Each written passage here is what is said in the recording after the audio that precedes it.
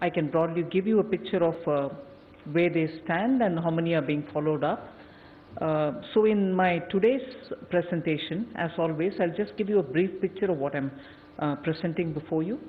I want to start with a very brief picture of the macroeconomic fundamentals that we have now before us, and also say if there are any signs of revival from some sectors, then move over to say about the measures which are being followed up since after the last two announcements, and then commence by saying the tax-related, essentially implementation of taxation-related measures, just so this issue of getting technology into tax assessments, steps taken so that the sense that tax authorities are overreaching is clearly wiped out of the minds, because we have made quite a lot of concrete steps in that direction. So I'll give a couple of slides on that, and then move over to talking about what we want to do for the exports of this country. Today we'll be focusing on the exports, and then the second is on the home buyers.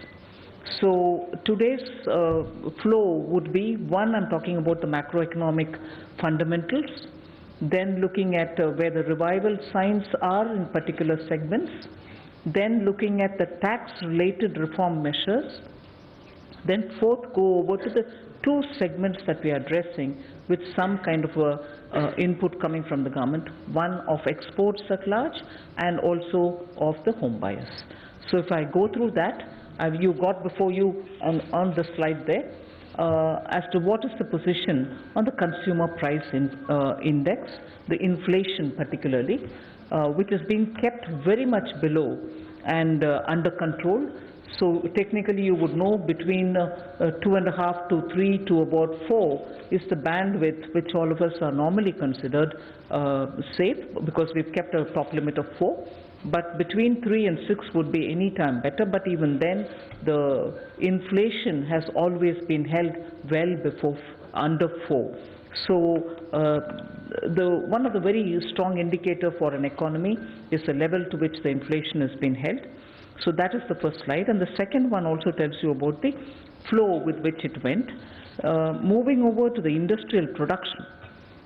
In spite of all the worries that industrial production indicators showed in the fourth quarter of 18-19, because it reached a level which was fairly concerning most of us, we see a clear sign of revival in the first quarter of 19-20 and on the second quarter, not really the second quarter, but up to July end.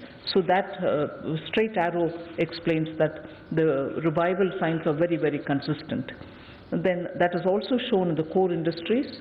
The July figures, which were released only a couple of days ago, probably would explain that. The revival of fixed investment is also very clearly showing a positive picture.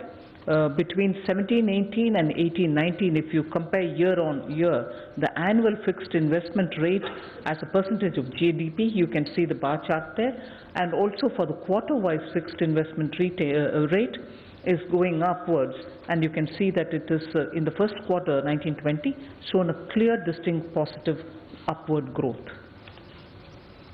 Then we move over to the fiscal deficit and the contained CAD. The fiscal deficit to GDP ratio, which was well known from the time the July budget was presented, and we've kept up the figures. The current account deficit, of course, shows a bit of a hike in 18-19, but that is the background for one of the indicators of the macroeconomic factors. Then you go over to the FDI flows, on which there has been a lot of discussion. We can very clearly see that the numbers between, if you compare between 14-15 going upward, 15-16, 16-17 and so on, you can see between 18-19 and 19-20 as of now, there is a clear sign of revival. And the reserves, of course, particularly at August end, has really gone up, as a result of which we have one of the best level of reserve which is being maintained now. I'll quickly move over, as I said earlier, on what are the kind of follow-up we've made on the announcements that we've made twice before. Announcements were made on 23rd August and again on the 30th of August regarding series of measures that we took.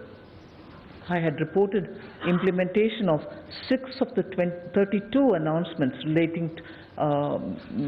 relating essentially to banking. That was on 23rd August. The partial credit guarantee scheme for banks to buy assets of NBFCs has been implemented. There are several NBFCs who have already benefited. We'll be probably giving you a more detailed picture as we go along, if not today, some other time, but the NBFCs are really receiving the benefits of that partial credit guarantee scheme that was announced.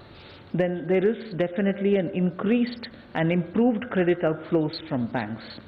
The transmission of interest rate cuts are being affected by banks also.